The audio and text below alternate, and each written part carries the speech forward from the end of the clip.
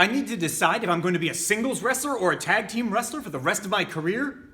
Like now?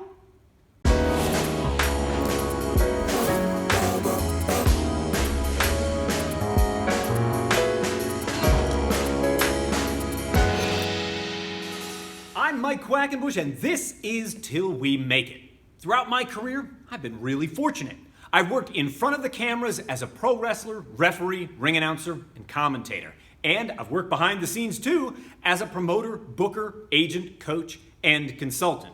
Here on my channel, I make videos for professional wrestlers at every stage of their careers. And today's video is aimed at those least experienced members of the Till We Make It tribe. I'm increasingly aware that we have a lot of viewers out there who right now are too young to train, but no doubt the moment that they are able to be in a ring, they're going to slide through the ropes and start on their journey to becoming professional wrestlers. And I am hoping I might be able to alleviate a little bit of anxiety you could be feeling about the exact trajectory of your career. Today's topic was rooted in the comments section of a previous video on this very channel, where I saw a junior member of the Till We Make It tribe musing about learning to be a singles wrestler or learning to be a tag team wrestler. And I want to give you this insight about being a working professional. Ultimately, you are going to be so much more than just this or just that, and yet you're going to learn the skills required to be both. To be a well-regarded working professional in the world of wrestling, you've got to be able to deliver consistently at a high level, even in conditions that you have no control over. Or to put it another way, you may not have a choice whether you're going to be in a singles match, or a tag team match, or a trios match, or any other kind of match. And you may not know until you show up to work that day. You're going to be presented with whatever that day's work is, and you're going to knock it out of the park. That's what a real working professional does in wrestling. I want to give you an example from my own experience here. There is no match type I like less than triple threat or triangle or three-way dance matches, whatever name you might know it by. I'm talking about matches that have 3 participants in them. Putting them together, I think, is a real nightmare because you always run the risk of siphoning off part of the dramatic tension with the third player. And to make sure you get the balance right so that one of the 3 isn't featured less than the other 2 can prove to be a real headache. I don't like putting those matches together, and I don't like performing in them either. And despite that, the match of mine from the entirety of the 1990s that has probably been seen by more people than any other is the one at Break the Barrier at the ECW Arena, when I won wrestling's first championship exclusive to 3-way dance matches.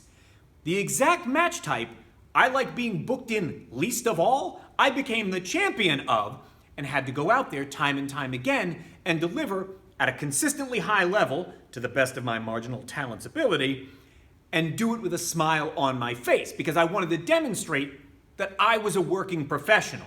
So regardless of the fact that I did not set out at the beginning of my career to be the wrestler who specializes in 3-way dance matches, in the late 90s, I kind of had to be.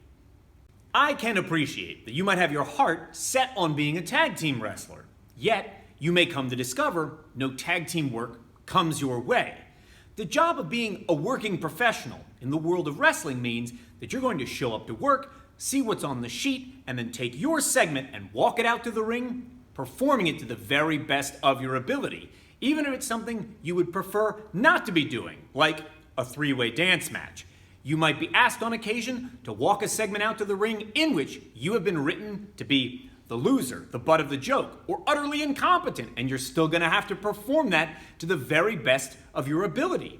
You might be asked to walk a match out to the ring in which your only function is to make someone you feel is less talented than you look like $1 million and nothing else. And you're gonna have to do that to the very best of your ability, because that is the job of being a working professional wrestler.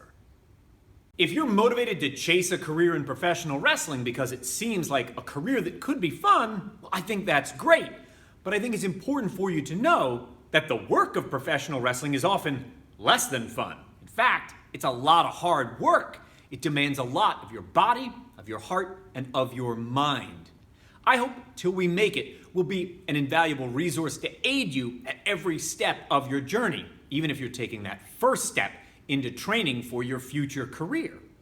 If you'd like access to more of the educational multimedia that I make for fellow pros, including things like exclusive videos, my seminars, podcasts, book excerpts, essays, and exclusive material that you won't find anywhere else, consider joining me over on Patreon. I'll put a link in the description down below, besides which we would love to have you as part of the community.